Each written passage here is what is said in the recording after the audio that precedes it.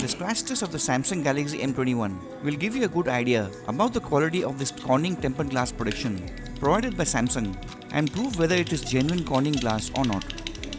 The good thing is that brands like Samsung and Xiaomi have always had a good track record as far as tempered glass protection goes, as it has mostly managed to survive my scratch test, unlike a few budget devices from other brands. Now the blade does a terrific job of differentiating between the good quality tempered glass protection and the poor quality ones mostly found on devices pre-applied with a plastic screen protector. These poor quality glass protection are not able to handle the blade abuse and suffer from ugly scratch marks, unlike the devices with high quality tempered glass protection or Corning glass, which does a great job and survive the blade with ease.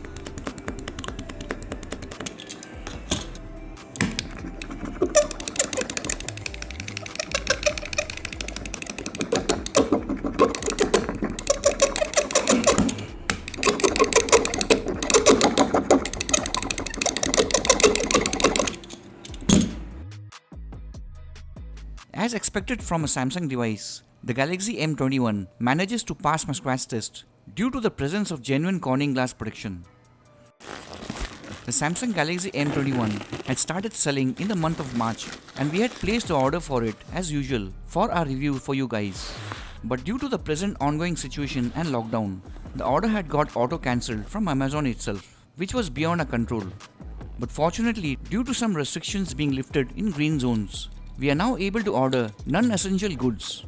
So at last we have got Samsung Galaxy M21 in our studio and we are thoroughly going to test out everything about its structural integrity, build quality and water resistant capabilities. The plastic body seems to feel strong in my usual trial bend, totally opposite to the Galaxy M30s where the display glass had cracked during its failed bend test. It has Type-C connection which is appreciated in the budget range, but the box does not include free headphones, normally absent on budget devices anyways.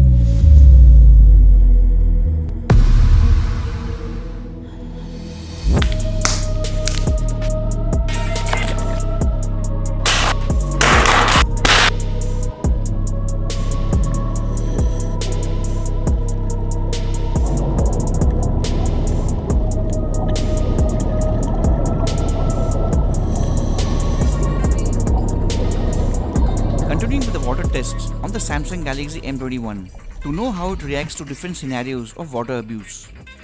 Important things to note is that the Galaxy M21 is not water resistant and does not have any kind of IP ingress ratings and certification. Also, it does not have a rubber seal on its SIM tray, which is actually present in some budget devices of other brands. The presence of oleophobic coating on the Corning tempered glass protection is obvious on the Galaxy M21, proved by the fact that water droplets are formed on the glass surface and it rolls off instead of sticking and lying flat on the glass in some devices without an oleophobic layer. Now every device without water resistance reacts differently when it comes to contact with water.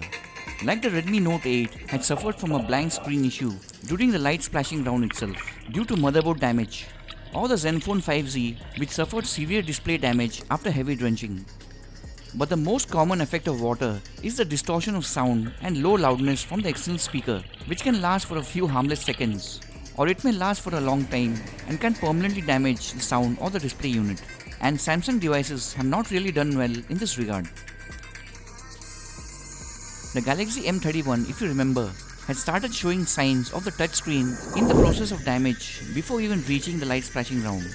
There is no such issue here with the Galaxy M21, but the sound seems to be totally affected by low loudness and distortion. And it's not a good sign that it took about 25 minutes for the audio to fully recover. It will be a good idea to keep it far away from water. The Samsung Galaxy M21 has a Super AMOLED display which tends to be weaker than LCD screens in absorbing drop impacts.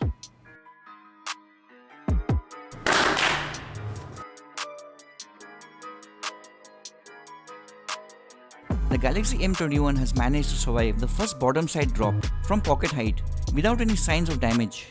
So moving on to the second top side drop from pocket height.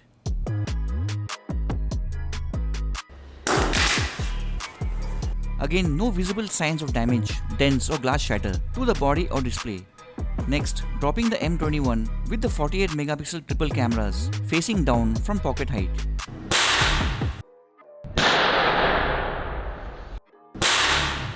The camera unit and the glass has managed to survive the pocket height drop without taking in any damage, and at the moment it seems like a good sign of strong build. Next up, dropping the M21 with the AMOLED screen facing the hard marble flooring.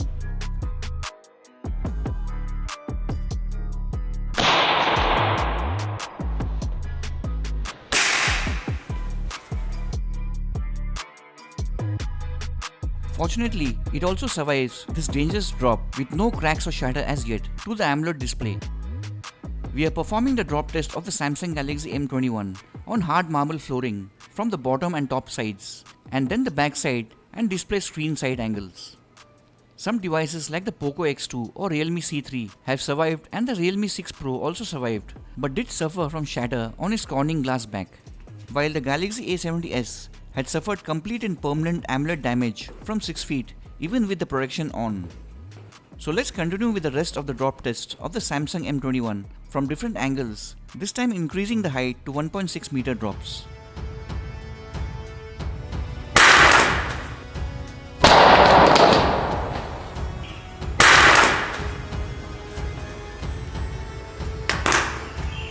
The first high drop from the bottom side angle ended up more like a backside drop and keeps our hopes alive without suffering any damage until now. Next up, moving on with the high drop test with the top side facing the hard marble flooring.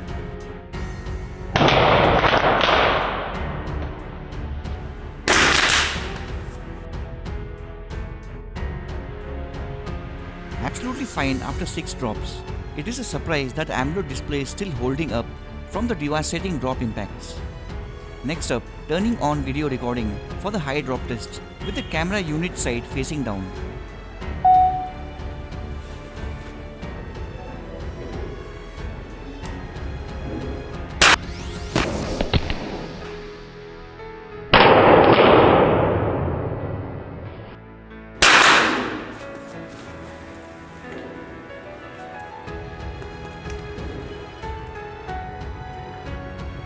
No damage till now to the camera glass or to the internal camera functions.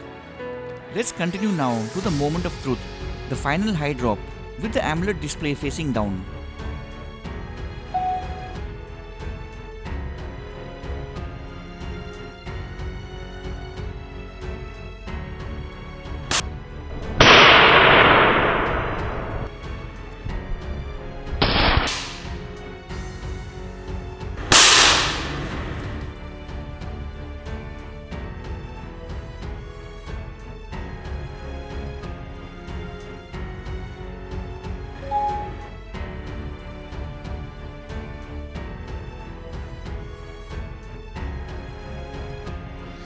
It seems that Samsung is using a different AMOLED panel than the one used on the Samsung Galaxy A70s, which was completely damaged. It definitely feels surprising that the Super AMOLED display panel survived the hard drops, but the fact remains that the Samsung Galaxy M21 passes my drop test without a scratch or shatter on the Corning glass protection, including no damages to the internal parts or the triple camera unit. Next up, moving on to fun stuff with value. The bend test will give you a clear indication about the build quality and structural strength of this plastic build on the Samsung M21. We as smartphone users deserve to get a decent build quality for the money we pay to buy these devices, and the bend test of especially those devices which have massively failed helps us buyers by pushing brands to make stronger builds for us in future. Samsung phones of old have always performed great and passed my bend test, but some recent series like the M series and especially the A series do produce devices of weak build quality like the Galaxy M20 or M30s, both of which had failed my bend test, and some devices which feel extremely soft in the hands like the Galaxy A50, A51, A70 and the A20, which was most probably the weakest plastic device of them all.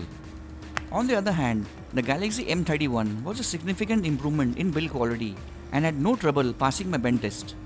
The same can be said here about the Samsung Galaxy M21, which actually feels strong even under high pressure from both the display side and back side. It's really good stuff for us consumers that Samsung is learning from the failed weaker builds and are now providing stronger build quality to their loyal fans. There was a slight degree of bend, but besides that, the Galaxy M21 passes my bend test due to its improved build quality.